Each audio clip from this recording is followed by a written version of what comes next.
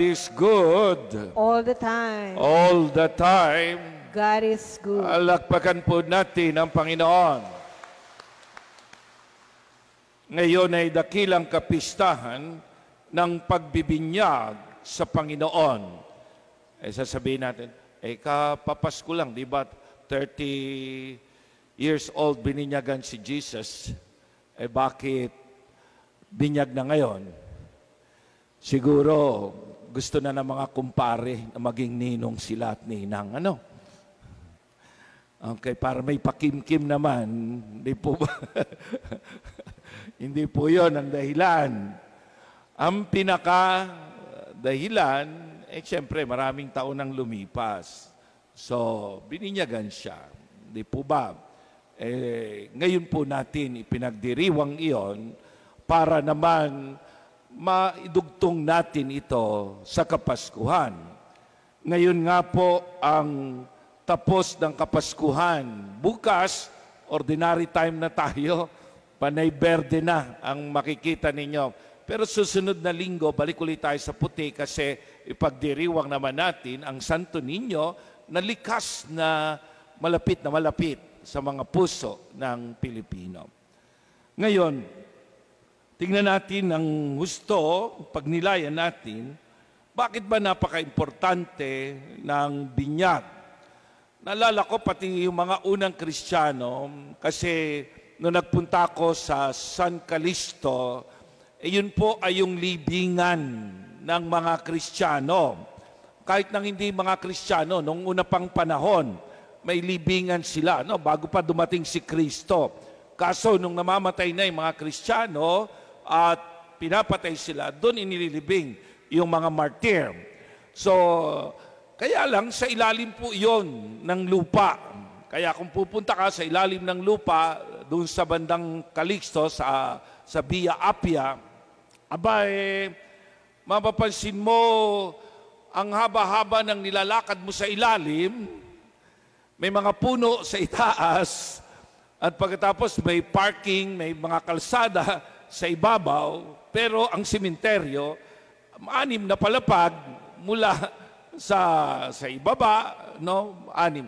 Kaya kapag nandoon ka na sa pangatlo, hirap na yung oxygen, no? Na pumasok sa iyong baga, nahirapan ka na huminga. Kaya sabi ng tourist guide sa amin, wag na po tayong bumaba, delikado po doon, at saka baka gumuguho yung lupa. Kaya mapapansin mo, yung mga wall nila, pag dumadaan ka, ganito lang kakitid, halos yung daraanan mo, dumaraan ka, mga na po yan, mga kalansay, okay? Mga butas, ganun po yung libingan nila. At ito pong lugar na ito ay lugar na pinagtitipunan palagi ng mga Kristiyano sa ilalim nung sila ay pinapatay ni Emperor Nero, ng mga emperador. Doon po sila nagtitipon, doon nagtatago, ektarya yun. Bago sila mahuli, makakatakbo muna sila sa iba't ibang parte, no? Hindi sila mahuhuli. So, ganun po yung kanilang buhay. Kaya, yung mga martir na mga Kristiyano na pinatay, doon nila inililibing. Katulad si Santa Cecilia, yung mga pinatay na Santo Papa, nandoon po lahat. Okay? So, doon sa pinagtitipunan nila, napakadaming drawing. Napakadaming drawing, no? Kasi hindi sila marunong sumulat, kaya gumagawa po sila ng mga painting, mga ribulto, mga imahen. Kaya dyan nag-start yung ating mga imahen at mga painting kasi hindi sila marunong bumasa. So, yun po ang katekesis nila. Yun ang nagtuturo sa kanila kung paano maging Kristiyano, kung paano nila ipamamana ang kanilang pananampalataya sa pamamagitan ng painting. Kaya nga mapapansin ninyo, ang gaganda ng mga painting natin ngayon, halimbawa, painting ng binyag, o kaya naman ay imahe ng binyag, nakikita nyo doon si San Juan Bautista, di po ba? At saka si Jesus, binibinyagan. Ang ganda-ganda na ng pagka-painting. Yan sa kanila, nako, malaking bagay yan. Tititigan nila ng tititigan yan. At makikita mo, natututo sila sa pamamagitan ng mga images at painting. So, yun po, ganun sila. At isang nakatouch na painting sa akin, kasi may painting doon ng, ng mabuting pastol, yung daladala ni Jesus, ang tupa, okay? So, iba-iba yung mga painting doon. Painting na pinapatay sila. Okay? Ang isang napakagandang painting na nakatatouch, simpleng-simple, abay yung painting ng binyag. Kasi napakahalaga ng binyag sa kanila eh. Paano nilang may papaliwanag yon? Aba, nag-painting sila ng binyag. Alam nyo, simpleng-simple lang yung pagkagawa. Yung isang tao na nandito, merong tubig na nandito, and then sa kabila, merong bato uli na lilitawan. Kaya, itong tao na nandito, halimbawa, ako yung maruming-marumi ang damit. Maruming-marumi ang damit. Lulusong ako, yun ang painting nila, lumusong sa tubig, at paglitaw, ang linis-linis ng damit. Simpleng explanation ng binyag. Di po ba? Simpleng explanation ng binyag. Na kapag ikaw ay bininyagan, ikaw ay magbabagong nilalang. Bagong nilalang sa harapan ng Diyos. Kaya nung bininyagan tayo, bago tayong nilalang. Di ba? Kaya nga sabing ganon, ang ating tinanggap nung bininyagan tayo ay sanctifying grace. Kaya ang linis mo, kaakit-akit ka na sa Diyos. Yun po yun. Sa pamamagitan ng binyag, binigyan ng bagong kahulugan ni Jesus ang binyag ni San Juan Bautista. Si San Juan Bautista, pag bininyagan niya ang mga tao, para magsisilang ng kasalanan. Kaya malalaki lang binibinyagan doon, para magsisi ng kasalanan. Okay? Sabi ni San Juan Bautista, hindi talaga akong magbibinyag. Binibinyagan ko lang kayo, inihahanda ko lang kayo, magsisi kayo ng kasalanan ninyo, sapagkat nandiyan na ang Panginoon. Sabi niya ganon, ang darating sa akin, bibinyagan kayo sa Espiritu at sa apoy. Ayun yung apoy, ibig sabihin nun, paglilinis, pagdadalisay. Pag ikaw ay sinunog, nako, dalisay na dalisay ka, abo ka. Naintindihan niyo po ba? So, yun. Dalisay na dalisay. Wala ka ng ibang halong chemical. Dalisay ka na. Kaya sabing ganon ang binyag. Dalisay na dalisay ka. Kaya pag namatay ka, punta ka kagad sa langit because you are dalisay. Ikaw ay malinis na malinis. Naintindihan niyo po ba yun? Kaya napakaganda ng binyag. And then, bibinyagan ka sa Espiritu. Si Jesus ang magbibinyag sa Espiritu. Di ba ang ganda nun? Anong ibig sabihin nun? Dalisay ka na at ikaw ay sasangkapan ng Espiritu ng Diyos. Kaya nag-iba ka nung bininyagan ka eh. Naging Diyos ka. Naging Diyos ka. Sinangkapan ka ng Espiritu ng Diyos. Dinalisay ka muna. Kaya nung binyag, napakaganda. Di ba? Kaya, bata pa lang, binibinyagan na. Kasi, sinasangkapan tayo ng Espiritu ng Diyos. Nagiging Diyos ka, pero hindi ka Diyos. May pagka-Diyos ang iyong kalikasan na. Hindi ka na katulad ng kalikasan ng mga halaman. Hindi ka ng kalikasan na katulad ng mga bato, ng mga hayop. Kasi kahanay ka lang niya, nilikha ka lang ng Diyos di ba? Kasama ka lang sa nilikha. Huwag mo ipagmalaki ang sarili mo. Matalino ka lang. Naintindihan niyo po ba? Pero kahanay ka lang ng halaman. Kahanay ka lang ng mga hayop. O magkano ang kilo ng karne ngayon? 300, 400. O yan lang ang halaga mo. Yan lang halaga mo. Ganun ka lang. Buti kung masarap ka pang karne. Di ba? Kung maganit ka na karne, yan lang halaga mo. Pero, bakit ka pinag-alayan ng buhay ni Kristo? Yun ang dahilan. Dahil mahal ka ng Diyos, kaya inialay ang kanyang buhay sa'yo.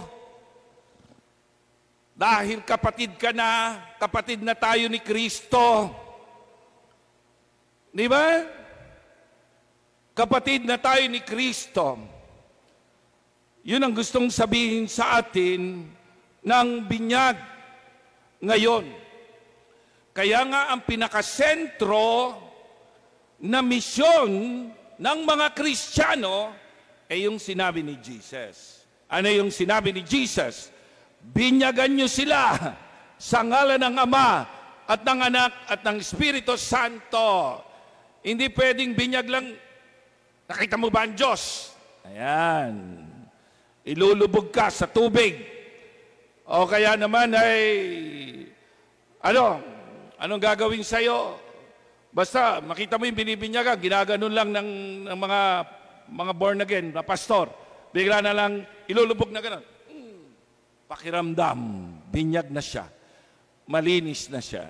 Hindi, binyagan nyo sila sa ngalan ng Ama at ng Anak at ng Espiritu Santo. Hindi pangalan ng pamilya mo. Ang pangalan ng pamilya mo, surname. Yung apelyido. Halimbawa ako, Cruz. Kundi pangalan ng Diyos. Ama, Anak, at Espiritu Santo. Isinisigaw yung pangalan mo. Halimbawa, ang pangalan mo ay Roger. Roger! Kahit maraming Roger pa dyan. Kahit pare-pareho pa ang ulo ng mga Roger dyan. No, meron kasi isang Roger dyan, pareho kami ng ulo. Okay? So, kahit pare-pareho pang mukha ninyo, ikaw ay Roger, isinisigaw. Noon pa man, hindi pa isinisilang ang daigdig, hindi pa nililikha ang daigdig, nasa isip na kita.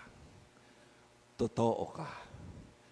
Ngayon, binibinyagan ka sa pangalang Roger. Ikaw ngayon ay totoo, anak ka ng Diyos. Biruin mo yun, kahit magkapareho tayo Roger, Brother Roger, iba ang tingin sa iyo ng Diyos, iba rin ang tingin sa akin. Ibig sabihin, may Roger na ganyan, may Roger na ganito. Sa langit, tayo'y magkaiba. Kilala ka ng Diyos. Nakaukit ang iyong nakaukit sa kanyang kamay ang iyong pangalan. Nakaukit sa kanyang puso ang iyong pangalan. Hindi mabubura. Naintindihan niyo po ba? Hindi mabubura. Kasi hindi nakasulat, nakaukit. At ang apelyido mo, hindi yung apelyidong Cruz. Yan ay apelyido lang ng angkan mo dito sa lupa. Panlupa lang yan. Yung apelyido mo, yung mga Soriano, Tolentino, panlupa lang yan. Ang apelyido mo, Ama, Anak at Espiritu Santo, ang iyong apelyido. Ikaw ay Kristiyano. Yun po yun. Kaya, pag sinabing binyag, Ito ay paglalagay ng sanctifying grace sa iyong kaluluwa. Ano yung sanctifying grace? Ito yung buhay ng Diyos. Kaya ka naging parang Diyos kasi binigyan ka ng buhay ng Diyos. Binahaginan ka ng buhay ng Diyos. Nung bininyagan ka, tingnan mo, simpleng-simple lang yan. Binibinyagan kita sa ngalan ng Ama at ng Anak at ng Espiritu Santo, and then natanggap mo na ang buhay ng Diyos. Bakit natanggap yan? Dahil kay Kristo. Dahil sinunod niya ang Ama. At bilang award kay Jesus, na siya ay anak talaga ng Diyos, nakalagay yan dito, ikaw ang pinakamamahal kong anak. Dahil dyan, ang award ng sangkatauhan ay sa'yo manggagaling. Sila ay magiging mga anak ko. Yun po yun. Sanctifying grace. Kaya may buhay ka ng Diyos. Nung bininyagan ka, yung buhay ng Diyos, nandyan na sa'yo. Hindi mo napapansin. Ang akala mo lang intelligence. Ang akala mo lang emotion, meron ka. Ang akala mo lang konsensya, meron ka. Ang akala mo lang kalooban, meron ka. Ang akala mo lang buhay, meron ka. Hindi. Meron kang kaloob-looban, pero meron pang kalooban. Iba yung kaloob-looban mo, kaluluwa mo yon. Yung kalooban ay ang Diyos. Naintindihan niyo po ba? Ang kalooban mo ay Diyos. Kaya lumalabas siyang kalooban mo eh. Lumalabas siyang kalooban mo. Nagiging mabait ka, nagiging mabuti ka. Lahat, kaya walang taong masama. Lahat ng tao ay may dignidad. Lahat ng tao ay may dangal. Kahit naging masama man ang pagkatao mo, pero meron kang dangal sapagkat hindi nawawala ang pagka-Diyos doon sa kaloob-looban mo, sa kalooban, yung kalooban mo, hindi nawawala. Kahit na isang pusakal ka pa, kahit na isang pulubing wala kang makain, kahit na taga-Afrika ka pa na payat, nandoon ang iyong dangal sapagkat ikaw ay bininyagan, binigyan ng pagka-Diyos ng Diyos. Binahaginan ng buhay. Kaya ito yung gustong sabihin sa atin ngayon. Anong gustong sabihin sa atin ngayon? Paano mo isinasabuhay ang iyong binyag? Akala mo tapos na yan? 30 years ago, bininyagan ka. 60 years ago, bininyagan ka. Akala mo tapos na yan? Hindi. Patuloy ang binyag sa atin. Yung tinanggap ba mo sa binyag, yung kalooban ng Diyos, yung kaloob-looban, nandoon siya, ay patuloy na isinasabuhay at pinalalago. Yung relasyon mo ba sa Diyos ay patuloy mong pinalalago? Yung pagsamba mo ba sa Diyos ay patuloy mong pinagyayaman? Di ba? Yun. Napakaganda ng binyag. Naging anak tayo ng Diyos. Naging bukas ang langit para sa atin. At tayo ay tagapagmana ng kaharian ng Diyos. Lampas sa daigdig na ito ang iyong buhay. Lampas sa kamatayan. Lampas sa pagkakasakit. Lampas sa pagkabulok ang buhay mo. Sapagkat ito'y buhay ng Diyos na ibinahagi sa iyo. Yun. Diba? Napakalalim ng binyag, ano? Kaya, ano ang binyag? Central mission ng tao. Pinakasentrong mission mo yan. Paano mo yan? Isa sa buhay. Paano mong ang mga tao ay tutulungan mo katulad ng iyong mga anak, ng iyong mga apo, na ang kanilang binyag ay isabuhay. Kaya nga, sabing ganon, ito ay entrance sa community of faith. Nung bininyagan ka, pumasok ka na sa malaking pamilya. Kaya yung sanggol, nakakatuwa yung sanggol na yan maliit-liit. Anak yun ng ating lector. No? Pero yung isa niyang anak, natututo dahan-dahan. Nakikita nila yung mga Kristiyano kung paano magdasal. Laging nasa simbahan. Yung batang yan, pag laging dadalhin sa simbahan, medyo ilalayo lang sa mga tao dahil kasi nga, minsan may dala tayong mga ubo. Di ba? Yun. Kasi maliit pa sila. So, pag nakikita nila yan, nakikita yung mga, ay ganito ba sumamba yung tatay ko? Ganito ba sumamba yung nanay ko? Ganito ba ang magmahalan ng mga Kristiyano? Ganito pala sila magdasal. Nakita mo yung anak niya, medyo malikot dati. Ngayon maayos na siyang sumasamba. Naiintindihan niyo po ba? Minsan akay-akay mo yung bata, ang liit-liit, ang kulit-kulit, pero nakikita niya, tumatanggap ka ng komunyon.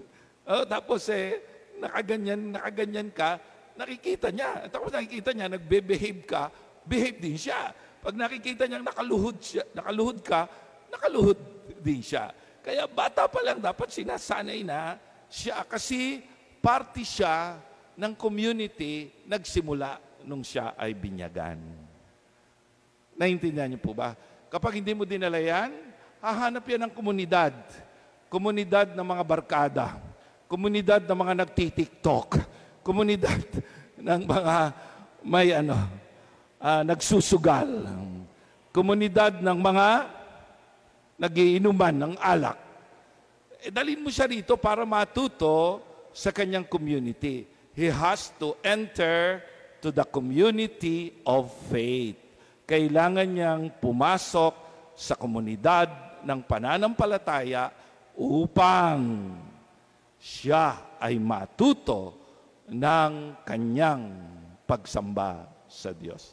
Hindi katulad natin, yung iba naiinip na sa akin, ang haba naman mag-sermon ni Father. Hindi sanay. Okay. So yan, sanayan ng pananampalataya. Maniwala kayo. Sanayan yan. Okay? So, ayan sinasabihan tayo, tapos na ang 2024, panibago na namang taon. Ngayon, ang tanong, isinasabuhay mo ba? Pag-iigihin mo ba ang buhay binyagan mo? Sa ngalan ng Ama, ng Anak, at ng Espiritu Santo. Amen. Ngayon, sa katahimikan ng ating puso, awitin natin ang alam kong may magagawa ang Diyos at dalhin natin ang ating mga panalangin sa Kanya.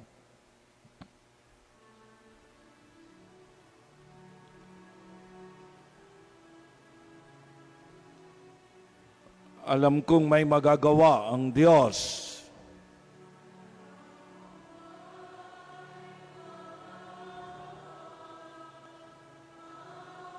Alam kong may magagawa ang Diyos sapagkat siya'y butihin.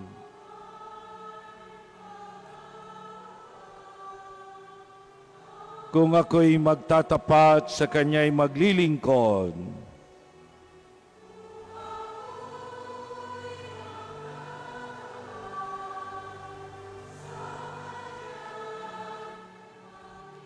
Alam kong may magagawa ang Diyos sa lahat ng aking suliranin, sa lahat ng aking problema. Taas natin ating mga kamay. Alam kong diringgin ng Diyos ang samo ko.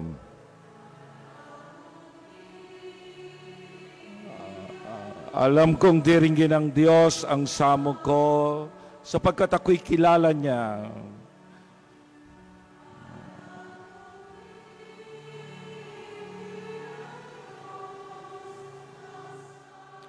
Kung ako'y magtatapat sa Kanya'y maglilingkod.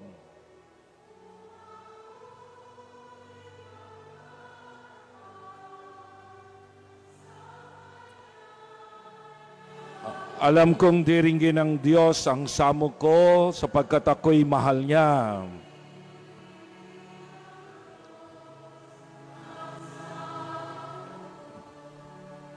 Iham natin ang awitin.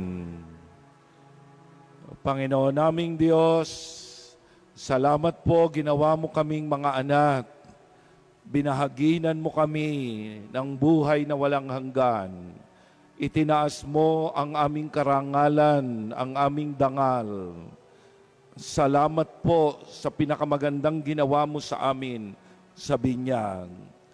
Panginoon, tulungan mo ang aming pamilya na may sabuhay ng marangal ang dulot ng binyag. Salamat po, binibigyan mo kami ng mga pagkakataon na dinggin ka. Dahil sa aming pagiging anak mo, dinidinig mo ang aming mga panalangin. Panginoon, tulungan mo kami sa aming mga suliranin, sa aming mga problema na dala-dala namin ngayon sa aming isip at puso na nagpapabigat sa aming buhay. Panginoon, maawat mahabag ka sa amin. Tulungan mo ang aming mga suliranin na mawala at maging maalwan ang aming buhay. Panginoon naming Diyos, yung mga may sakit ipinagdarasal namin, lalong-lalo na si Sophia at ang lahat ng nagpapadasal sa amin. Bigyan mo ng kagalingan, pati na yung aming mga mahal namin sa buhay o kaming lahat na nandito ngayon. Tulungan mo kami, tunawin mo ng iyong kapangyarihan ang pinanggagalingan ng aming karamdaman. Tunawin mo rin ang nagpapahirap sa aming isipan, yung mga suliranin na nandito sa aming isip.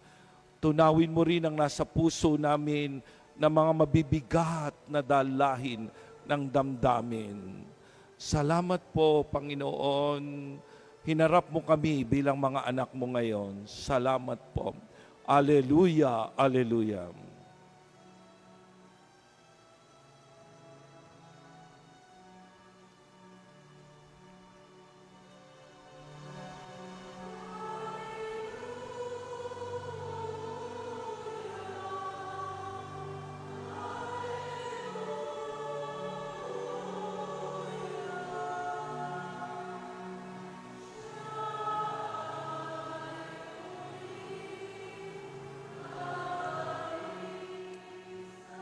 Alleluia, alleluia.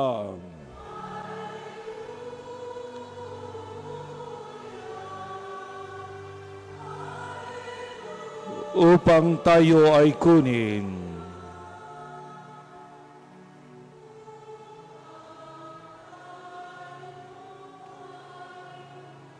Sabihin mo sa katabi mo, merong magandang mangyayari sa iyo.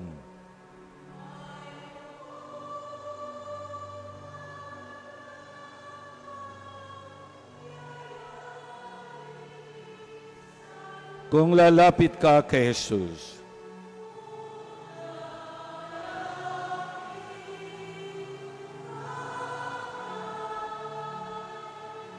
sabihin mo, merong magandang mangyayari sa iyo.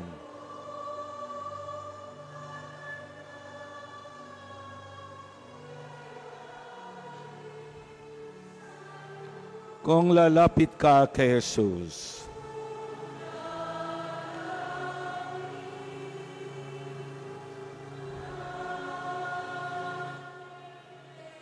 salamat po, Panginoon, hinarap mo kami, isang karangalan na kami ay iyong dinggin at harapin. Salamat po. Alleluia, alleluia. Purihin natin ang Panginoon.